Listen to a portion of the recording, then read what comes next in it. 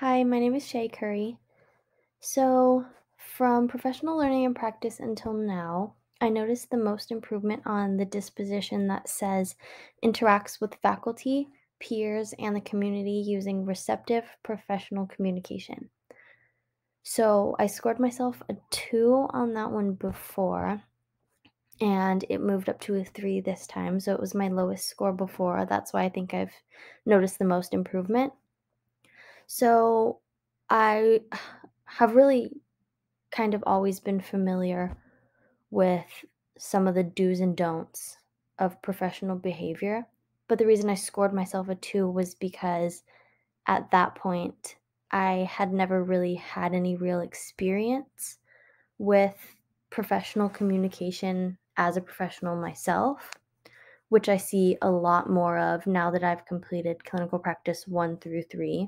I've been able to experience a lot more communication and collaboration with other professionals and around the school during lesson planning. So I've gained a lot more experience than I think I ever really had before. So that's why I've seen the most growth in that one. An area that I still need to improve on, I think, is kind of similar to that. This disposition says exemplifies value of collaboration with communities and peers. So, the school site I'm at right now doesn't have a whole lot of parent involvement. So, that's kind of one of the goals that I'm looking to achieve. Um, Communicating with and collaborating with outside communities. I feel like I'm doing a pretty good job of collaborating with my peers and colleagues, but that's something that I really wanted to focus on in my SMART goal is communicating and collaborating with communities outside of my colleagues.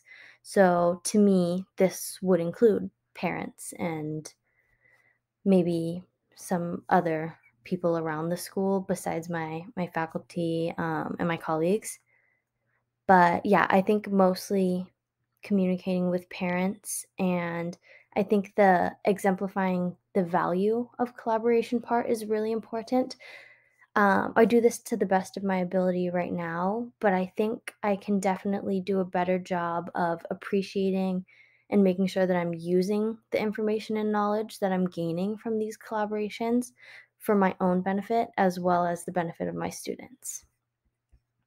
So, the SMART goal that I created was for that disposition, exemplifies values of collaboration and communities. So, my SMART goal says, as a result of daily collaboration with my master teacher, peers, and the community, I will report increased ability to exemplify the value of collaboration as evidenced by a self designed pre and post checklist given at the beginning and end of clinical practice 4. So, some of my steps, kind of like I mentioned before, is to incorporate more collaboration and communication with parents around the school. Like I said, this can be kind of difficult in my school. I've noticed that a lot of parents don't have much involvement, but that's one of my goals, reaching out and collaborating with them so that I can apply this information.